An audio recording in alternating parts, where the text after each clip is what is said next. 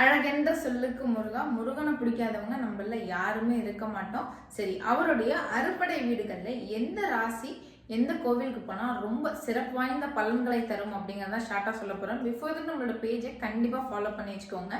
நீங்கள் கடக ராசிக்காரங்க கும்ப ராசிக்காரங்களா இருக்கீங்கன்னா ஒரு தடவையாவது திருத்தணி கோவிலுக்கு போயிட்டு வாங்க.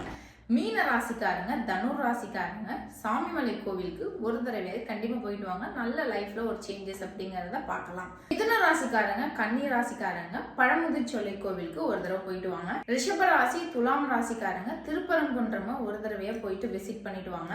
விருச்சிக ராசி மற்றும் மேஷ ராசிக்காரங்க திருச்செந்தூருக்கு ஒரு தடவையா கட்டாயமா லைஃப்ல போயிட்டு வாங்க. நல்ல ஒரு சேஞ்சஸ் முன்னேற்றம் அப்படிங்கறத உங்களோட வாழ்க்கையில உங்களாலே காண முடியும். சிம்ம ராசிக்காரங்க மகர ராசிக்காரங்க பழனிக்கு ஒரு தடவை கட்டாயம் போயிட்டு வாங்க. ஸோ இப்போ நான் சொன்ன எந்தெந்த ராசிக்காரங்க எந்தெந்த கோவிலுக்கு போயிட்டு வரணும் அப்படிங்கிறத கமெண்ட் செக்ஷன்ல ஃபர்ஸ்ட் கமெண்ட்லயும் பின் பண்ணி வைக்கிறேன். இந்த வீடியோ பிடிச்சிருந்தா லைக் பண்ணிட்டு உங்களோட ஃப்ரெண்ட்ஸுக்கு இந்த தகவலை கட்டாயம் ஷேர் பண்ணுங்க.